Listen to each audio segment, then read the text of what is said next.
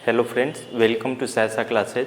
हम लोग पिछले लेक्चर में रिप्रोडक्टिव हेल्थ कंप्लीट कर चुके थे। इस लेक्चर में हम लोग डाइजेस्टिव सिस्टम देखने वाले हैं। ठीक है, डाइजेस्टिव सिस्टम में सबसे पहले डाइजेशन का क्या मतलब होता है कि कोई भी जो फूड हम लेते हैं उसे ब्रेक डाउन करके माइक्रो मॉलिक्यूल में ब्रेक डाउन करना है, फिर उसको एब्जॉर्ब करना है, फिर एसिमिलेट करना है, फिर डाइजेस्ट करना है, फिर अनडाइजेस्टेड फूड को फिर एक्सपेल आउट करना है। इसी सारे प्रोसेस को डाइजेस्टिव सिस्टम बोला जाता है।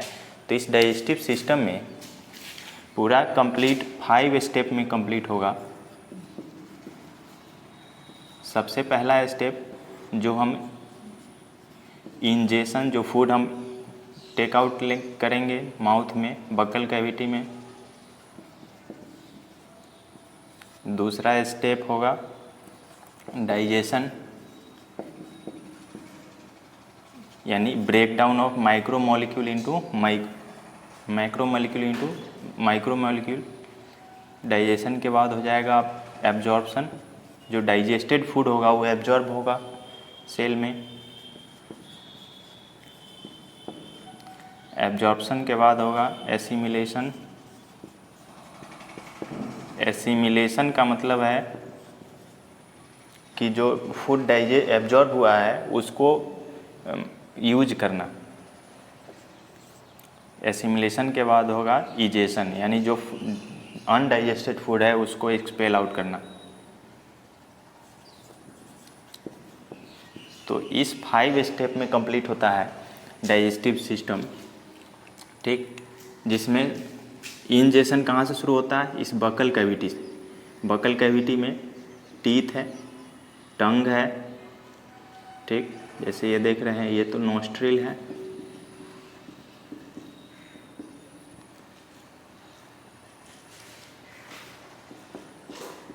टीथ, टंग, और बकल कैविटी जो है, ये बकल कैविटी ओपन होता है कहाँ? फेरिंग्स में।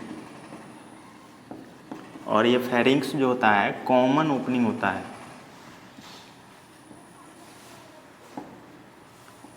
किसका? दोनों का, बकल कैविटी भी और नेजल कैविटी भी।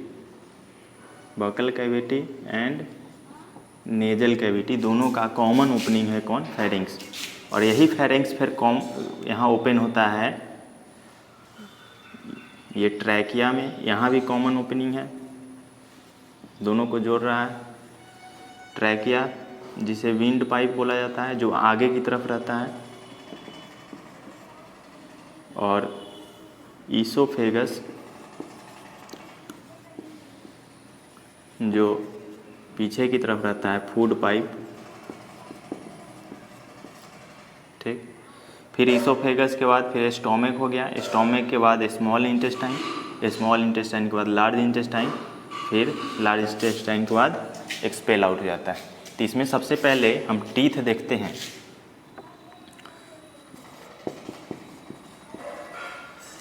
टीथ जो है ह्यूमन टीथ, वो थेकोडोंट होते हैं। थेकोडोंट का मतलब है कि कस्प्स में अटैच रहता है। ठीक, हम लोग देखते हैं जैसे गम बोलते हैं, जिसे मसल्स में अटैच रहता है उसे थेकोडोंट बोलेंगे। यानी अटैचमेंट के बेसिस पे थेकोडोंट ह्यूमन टीथ को बोला जाता है। किस बेसिस पे? अटैचमेंट। फिर ह्यूमन टीथ को डाइफायोडोंट भी बोलते हैं। क्यों?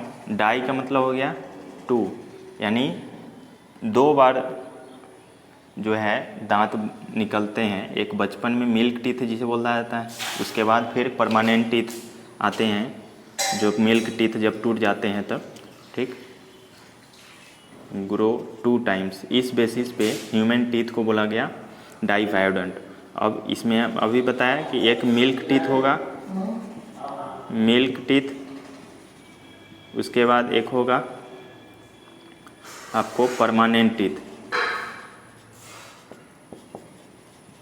मिल्क टीथ का जो डेंटल फार्मूला है वो 2102/2102। ये क्या है अभी हम समझाते हैं। परमानेंट का है 21 2123, ठीक।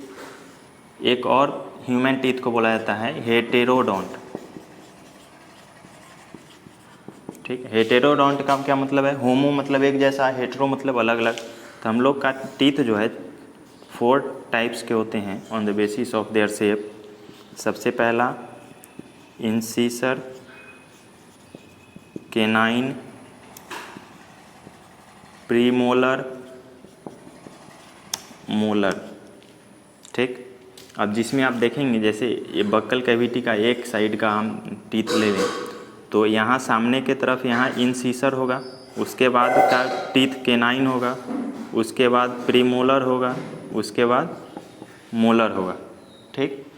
तो इंसीसर फिर इधर भी होगा वही सेम इंसीसर, केनाइन, प्रीमोलर, मोलर, और ऊपर वाले में भी होगा इंसीसर, केनाइन, प्रीमोलर, मोलर। जब इसको हम बांटेंगे ऐसे हाफ में तो इंसीसर कितने हैं, केनाइन कितने हैं, प्रीमोलर और मोलर, उस बेसिस पे ये डेंटल फार्मूला बनाया जाता है। जैसे मिल्क टीथ में देखिए इंसीसर कितने हैं 2, अब टोटल इंसीसर कितने हो जाएंगे 2 इस साइड 2 इस साइड, तो 2 to 4, और 4 नीचे है तो 4 ऊपर वाले में भी, ऊपर वाले जॉ में भी, अपर जॉ में भी, लोअर जॉ में 4 हो गए, ऊपर जॉ में भी 4 हो जाएंगे। फिर इंसीसर के बाद क्या है, केनाइन का वो काउंट कितना है 1, तो केनाइन 1 होंगे, तो इधर 1 लेफ्ट साइड, राइट साइड भी 1, और लोअर जॉ में 2 हो गए तो अपर जॉ में भी 2।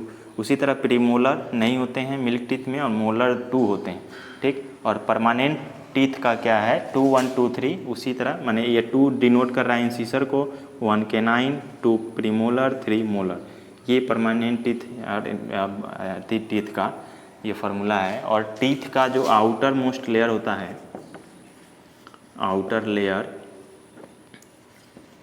वो बना होता है इनामेल, उस लेयर को इनामेल बोला जाता है, और इनामेल बना होता है फ्लोराइड से।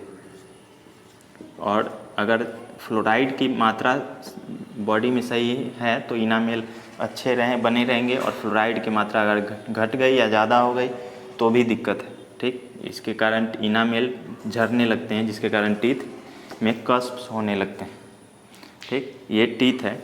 अगर टंग की बात करें तो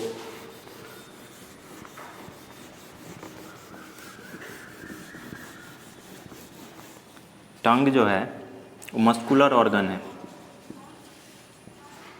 टंग कैसा ऑर्गन है,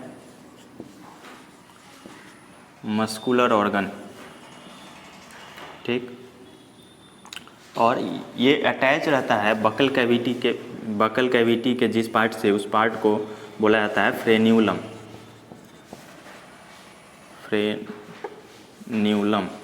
फ्रेन्यूलम किसको बोलते हैं कि अटैच्ड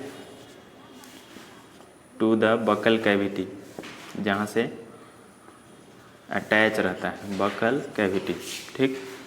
और टंग में जो अपर सरफेस होता है, टंग का अपर सरफेस, वहाँ छोटे छोटे दाने जैसे दिखेंगे आपको, उसको पैप्लियाई बोला जाता है।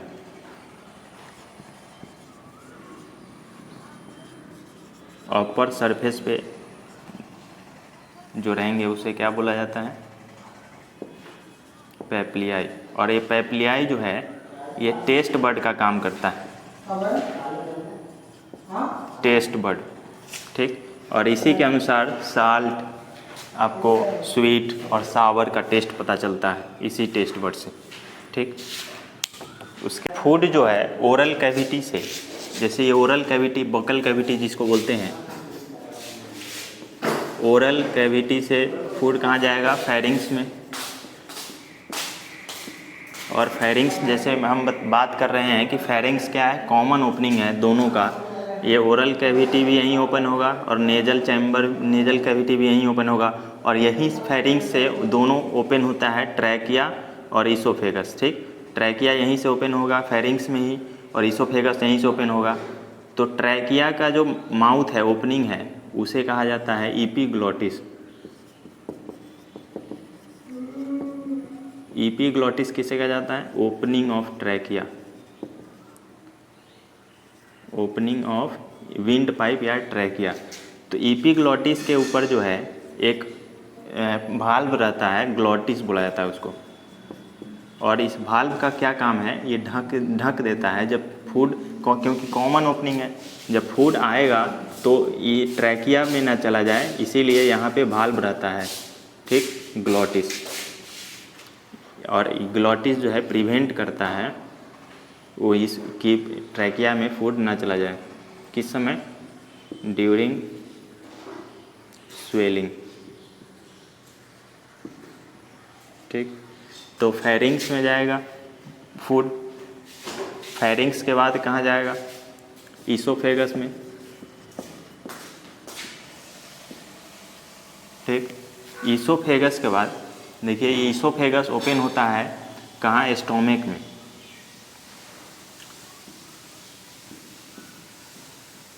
ईसोफेगस के बाद कहाँ जाएगा? स्टोमक में जाएगा फूड। और स्टोमक में जाने से पहले यहाँ पे भी एक स्फिंक्टर रहता है, वाल्व रहता है। जैसे यहाँ पे वाल्व था कि इस विंड पाइप में फूड ना चला जाए ताकि इससे जाए, और यहाँ पे वाल्व रहता है इसको कंट्रोल करता है। इस वाल्व को बोला जाता है गैस्ट्रोइसोफेजियल स्फिंक्टर। ईसोफेगस से अटैच है, इसीलिए इस वाल्व को क्या बोला जाता है? गैस्ट्रोइसोफेजियल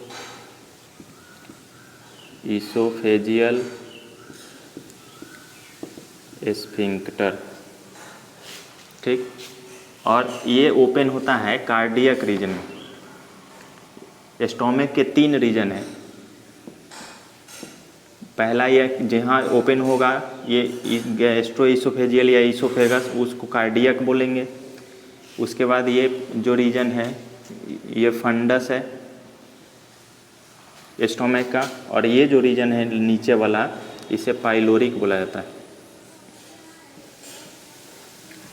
पाइलोरिक रीजन, ठीक। ये वाला रीजन नीचे वाला जो कहाँ ओपन होगा। और यहाँ पे भी एक रहता है वाल्व जिसे कंट्रोल हो कि आगे फूड कितना, कब और कैसे जाना है।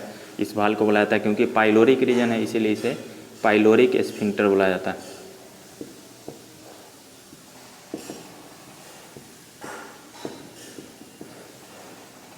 ठीक है। तो स्टोमक में जाएगा फूड। स्टोमक के बाद कहाँ जाएगा?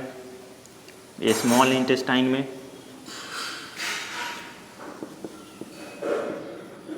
स्मॉल इंटेस्टाइन के बाद जाएगा लार्ज इंटेस्टाइन में, ठीक। ये लार्ज इंटेस्टाइन है, ये जो देख रहे हैं थिक डक्ट। स्मॉल इंटेस्टाइन के बाद लार्ज इंटेस्टाइन के बाद इस पार्ट को रेक्टम बोला जाता है। ये लार्ज इंटेस्टाइन का ही पार्ट है, ठीक। और रेक्टम के बाद इस पार्ट को एनस बोला जाता है, इसको रेक्टम। रेक्टम के बाद एनस में जाएगा, ठीक है। तो अब यहाँ तक बात हो गई कि 3 पार्ट है स्टोमक के, कार्डियक, फंडस और pyloric. Cardiac upper part, opening वाला पार्ट जहाँ ईसोफेगस ओपन होगा, फंडस जो बैक अपर पार्ट, और लोअर पार्ट पाइलोरिक। और यहाँ पे भी एक स्फिंक्टर है, यहाँ पे भी एक स्फिंक्टर है। पाइलोरिक रीजन पे स्फिंक्टर को पाइलोरिक स्फिंक्टर, यहाँ पे जो स्फिंक्टर है जो ईसोफेगस से जुड़ा हुआ है इसको गैस्ट्रो ईसोफेजियल स्फिंक्टर। गैस्ट्रो किससे रिलेटेड है? स्टोमक से। उसके बाद ये स्मॉल इंटेस्टाइन शुरू हो जाता है, जिसमें स्मॉल इंटेस्टाइन की बात करें, स्मॉल इंटेस्टाइन के 3 पार्ट आपको ड्यूडेनम,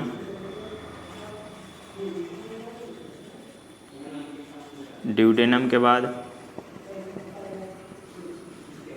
जेजुनम, जेजुनम के बाद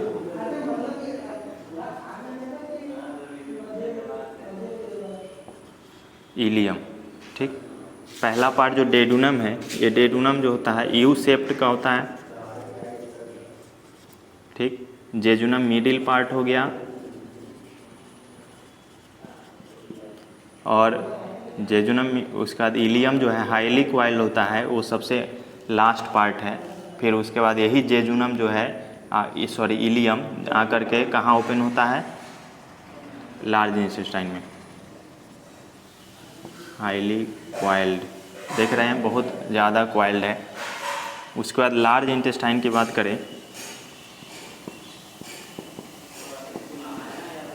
लार्ज इंटेस्टाइन भी तीन पार्ट में है। जैसे स्मॉल इंटेस्टाइन 3 पार्ट से बना हुआ है। ड्यूडेनम फर्स्ट पार्ट जो जे शेप्ड यू शेप्ड देख रहे हैं, जिससे एक ग्लैंड अटैच रहता है, पैंक्रियाज, और यहीं से एक डक्ट निकलता है आगे जाके, जहाँ लीवर और गॉल ब्लैडर अटैच रहेगा, उससे अटैच रहता है।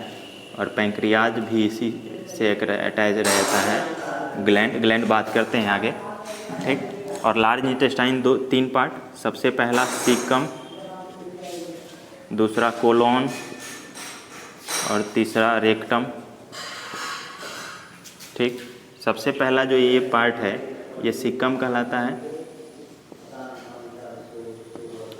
सीकम के बाद कोलोन जो देख रहे हैं, कोलोन भी 3 पार्ट में है। कोलोन 3 पार्ट में है। सबसे पहला ये जो कोलोन है ये देख रहे हैं ऊपर की तरफ है, इसीलिए एसेंडिंग बोला जाता है। ये ऐसे ट्रांसवर्स, ये डिसेंडिंग, ठीक। कोलोन 3 होते हैं, एसेंडिंग, दूसरा डिसेंडिंग और दूसरा ट्रांसवर्स और तीसरा डिसेंडिंग, ठीक। ये 3 तरह के 3 कोलोन हो गए। फिर कोलोन आके कहाँ ओपन होगा? रेक्टम में, ठीक। तो ये रेक्टम भी किसका पार्ट है? लार्ज इंटेस्टाइन का पार्ट, ठीक। सीकम की बात करें तो सीकम के कुछ इम्पोर्टेंट पार्ट है कि ये स्मॉल ब्लाइंड सैक कहलाता है। ब्लाइंड सैक,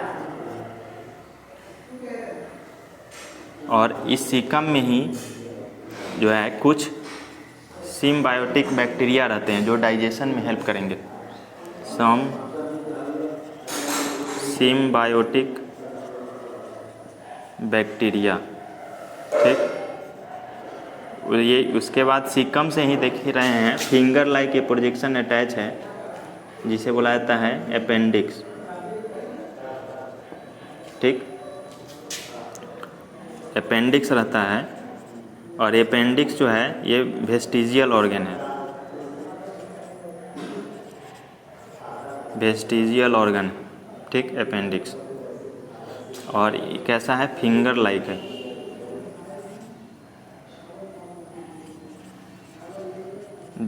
जब क्या होता है, जब इसी अपेंडिक्स में अनडाइजेस्टेड फूड इकट्ठा होने लगेंगे तो ये अपेंडिक्स बड़ा हो जाता है, जिसके कारण दर्द होता है। तो ऑपरेशन के थ्रू, क्योंकि वेस्टिजियल ऑर्गन यानी कोई काम का नहीं है, इसीलिए इसको क्या करना पड़ता है? काट के निकाल के हटाना पड़ता है, ठीक। इसको फिर रफ करते हैं, उसके बाद हम नेक्स्ट बात करते हैं। अब हम लोग एलिमेंट्री कैनाल के वाल की बात करें तो इसमें 4 लेयर होते हैं। सबसे बाहर लेयर को सेरोसा, उसके अंदर मस्कुलैरिस, और मस्कुलैरिस 2 लेयर में है, एक आउटर लेयर और एक इनर। आउटर जो होते हैं वो सर्कुलर होते हैं,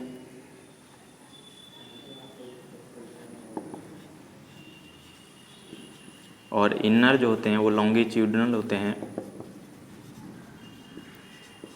ठीक। तो ये क्या है?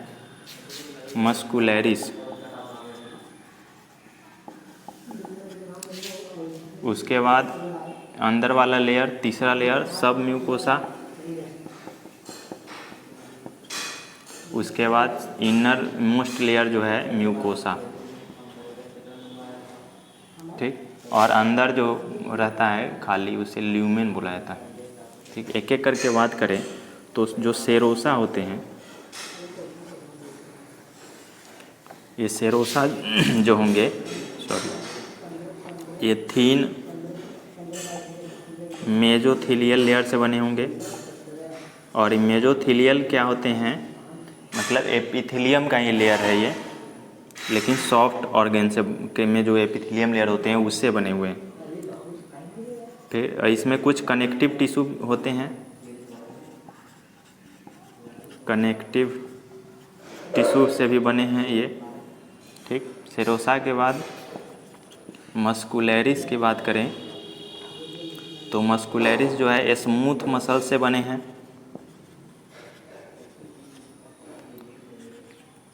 और ये ऑब्लिक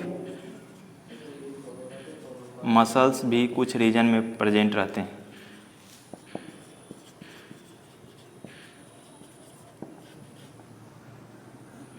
ठीक, मस्कुलरिस के बाद सब म्यूकोसा की बात करें तो सब म्यूकोसा जो है लूज कनेक्टिव टिश्यू से बने होते हैं।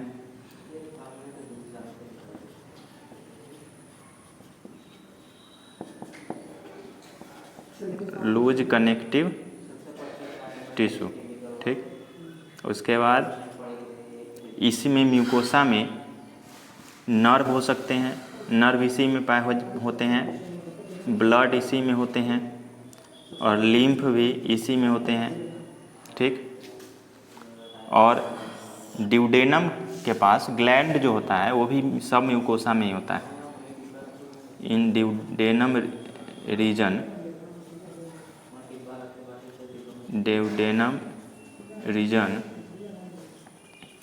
glands are also present,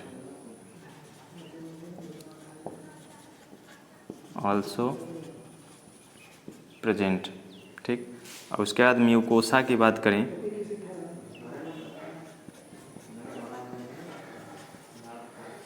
ठीक, तो म्यूकोसा जो है वो इरेगुलर फोल्ड है, देख रहे हैं।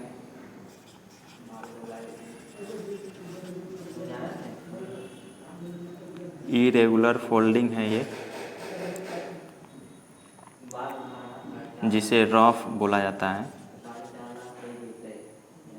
ठीक, जो स्टोमक रीजन में रहता है। उसके बाद फिंगर लाइक, यही रफ रीजन जो है, अगर स्मॉल इंटेस्टाइन की बात करें तो वहाँ फिंगर लाइक होते हैं, फिंगर लाइक फोल्डिंग, जिसे विलाई बोला जाता है, ठीक। और ये विलाई जो है ये किस रीजन में रहते हैं? स्मॉल इंटेस्टाइन, ठीक। जैसे स्टोमक के लेयर में देखें तो सबसे अंदर वाले लेयर के पास रफ रहेगा, ठीक, इरेगुलर फोल्डिंग। लेकिन वही स्मॉल इंटेस्टाइन रीजन में देखें तो स्मॉल इंटेस्टाइन में क्या रहते हैं? वो विलाई प्रेजेंट रहेंगे, फिंगर लाइक प्रोजेक्शन। और इस विलाई में भी और भी स्मॉल फिंगर लाइक प्रोजेक्शन रहेंगे, जिसे क्या बोला जाता है? माइक्रो विलाई, ठीक। और माइक्रो विलाई में लिम्फ वेसल्स प्रेजेंट होते हैं। हम इसको मिटाकर यहाँ लिखते हैं म्यूकोसा का।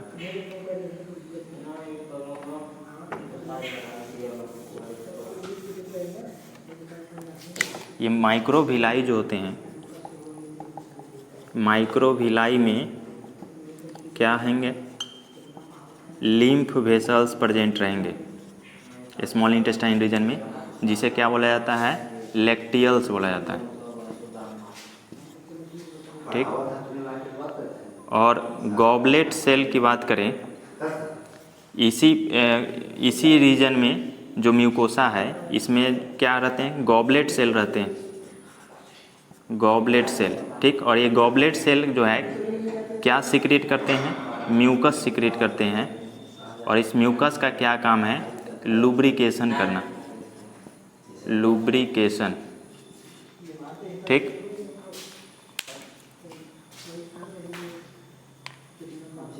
और इसी म्यूकोसा में ग्लैंड रहते हैं, जैसे स्टोमक में ग्लैंड रहेंगे, ठीक। इसी म्यूकोसा में क्या रहते हैं? ग्लैंड भी प्रेजेंट रहते हैं। जैसे गॉबलेट सेल भी प्रेजेंट थे, म्यूकस जो सिक्रेट करता है। और एक ग्लैंड किस रीजन में? स्टोमक रीजन में, स्टोमक में प्रेजेंट रहेंगे। और आप जानते ही हैं स्टोमक के ग्लैंड को क्या बोला जाता है? गैस्ट्रिक ग्लैंड, गैस्ट्रिक ग्लैंड बोला जाता है, ठीक।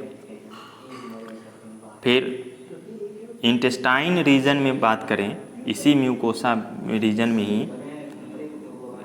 एक और ग्लैंड्स रहेंगे। वो कहाँ? इंटेस्टाइन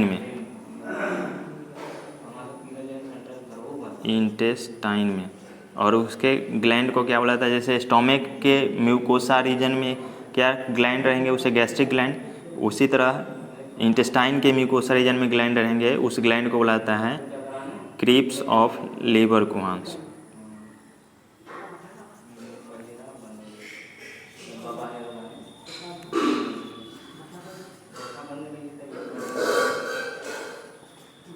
ठीक, तो ये थे आपके पूरा डाइजेस्टिव ऑर्गन। ठीक, अब हम लोग डाइजेस्टिव ग्लैंड देखते हैं। जैसे ये पैंक्रियाज हो गया, फिर ये ओपनिंग जो है आकर के यहाँ गॉल ब्लैडर और फिर आकर यहाँ लीवर से जुड़ जाता है। ठीक, तो लीवर देखेंगे, पैंक्रियाज देखेंगे और बकल कैविटी के अंदर भी एक ग्लैंड है। बकल कैविटी में उस है एक्चुअली ग्लैंड नहीं है, लेकिन उसका सिक्रीशन बकल कैविटी में जो डाइजेस्टिव सिस्टम में हेल्प करता है, सलेवरी ग्लैंड, उसकी बात करते हैं हम लोग। ग्लैंड सब देखते हैं। अब ग्लैंड्स की बात करते हैं, जिसमें पहला ग्लैंड जो बकल कैविटी में सिक्रीशन होता है जिस ग्लैंड का, उसे सलेवरी ग्लैंड बोला जाता है।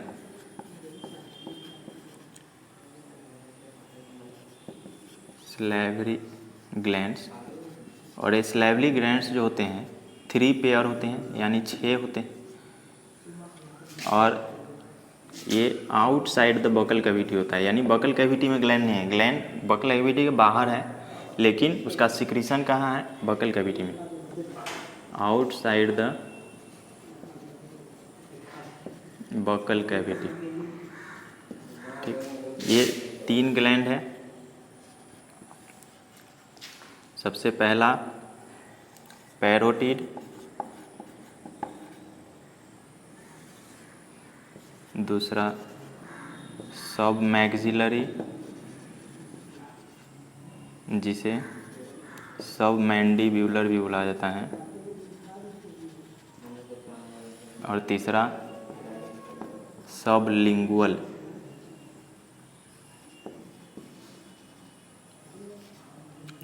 ठीक, ये 3 सलेवरी ग्लैंड है। एक एक करके बात करते हैं। जो पैरोटिड ग्लैंड होते हैं वो चीक रीजन में पाए जाते हैं, दोनों साइड। ठीक, यानी चीक रीजन में। और सब मैक्सिलरी और या सब मैंडिबुलर जो ग्लैंड है, ये ग्लैंड लोअर जॉ में पाए जाएंगे, लोअर जॉ में ओपनिंग है इसका। और सब लिंगुअल जो है वो ओपन होता है टंग के नीचे, बिलो द टंग। ठीक, और ये तीनों ग्लैंड मिल करके क्या सिक्रीट करते हैं, अब यहाँ से एक साथ लिखता हूँ, secrete salivary juice.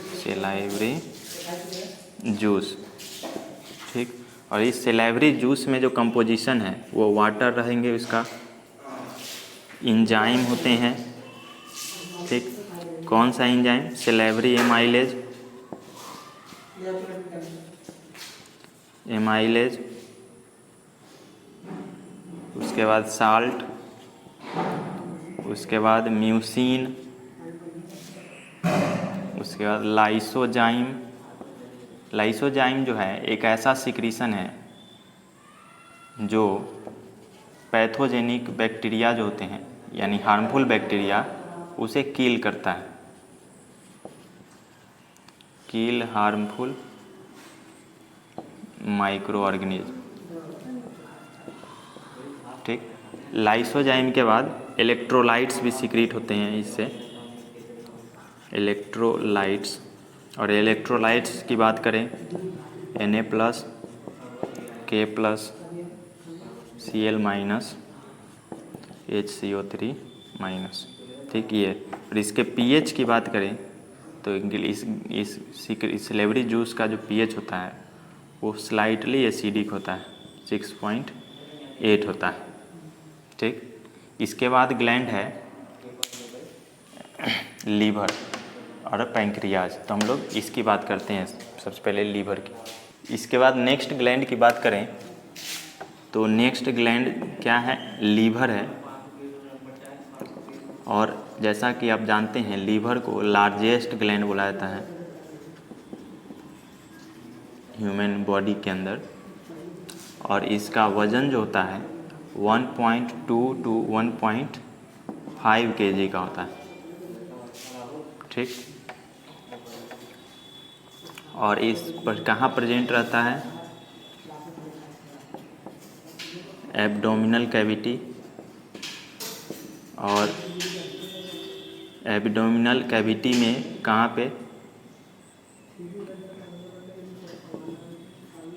Just below the diaphragm, diaphragm जो होते हैं उसके जस्ट नीचे, जस्ट बिलो द डायफ्राम, ठीक। ये इसका लोकेशन है लीवर का। लीवर के पास 2 लोब होते हैं, ठीक। और इस लोब में जो यूनिट है वो उसे बोला जाता है हेपेटिक लोब्यूल्स। ये क्या क्या है? यूनिट है, स्ट्रक्चरल एंड फंक्शनल यूनिट है किसका? लीवर का। यानी इसी से बना है, हेपेटिक लोब्यूल्स से ही बना है कौन? लोब, और लोब मिलकर बना है लीवर, ठीक। तो स्ट्रक्चरल, यहाँ पूरा लिख दें या समझ जाएंगे आप, structural and functional unit of liver, ठीक। संरचनात्मक और क्रियात्मक इकाई है किसका? लीवर का। और इस हेपेटिक लोब्यूल्स के पास क्या होते हैं? Hepatic cell. हेपेटिक का मतलब है लीवर से रिलेट करता है, आप ध्यान रखेंगे। हेपेटिक सेल है, और हेपेटिक, यही हेपेटिक लोब्यूल्स की बात करें तो ये कवर्ड रहता है, कवर्ड विथ कनेक्टिव टिश्यू, जिसे क्या बोला जाता है? ग्लीसन्स कैप्सूल,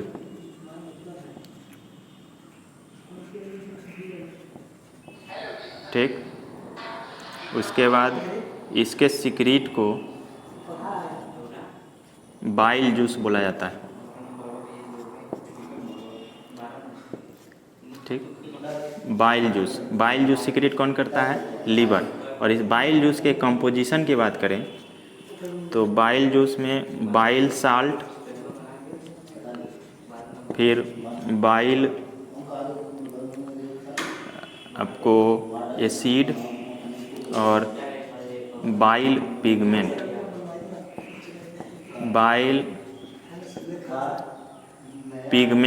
ये 3 कंपोजिशन रहते हैं, ठीक। जिसमें बाइल पिगमेंट 2 होते हैं, बाइल एसिड 3 होते हैं, और बाइल साल्ट 3 होते हैं। जिसमें बाइल पिगमेंट इम्पोर्टेंट है आपके लिए, बिलीरुबिन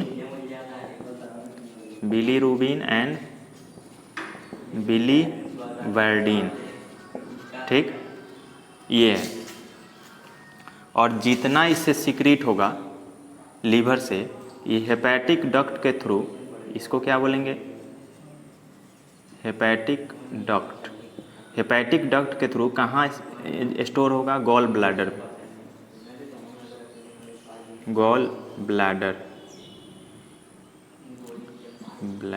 ठीक। गॉल ब्लैडर में स्टोर होगा कौन? बाइल जूस, और सारा स्टोर होगा। अब देखिए, गॉल ब्लैडर का भी डक्ट है, लीवर का भी डक्ट है, तो लीवर के डक्ट को हेपेटिक डक्ट बोला गया, ठीक। गॉल ब्लैडर के डक्ट को सिस्टिक डक्ट बोला जाता है। इसको मैं मिटाता हूँ, ये जो स्फिंक्टर है, सिस्टिक डक्ट, ठीक। और दोनों जो डक्ट जब आपस में मिल जाएंगे तो इसे बोला जाता है कॉमन हेपेटिक डक्ट, कॉमन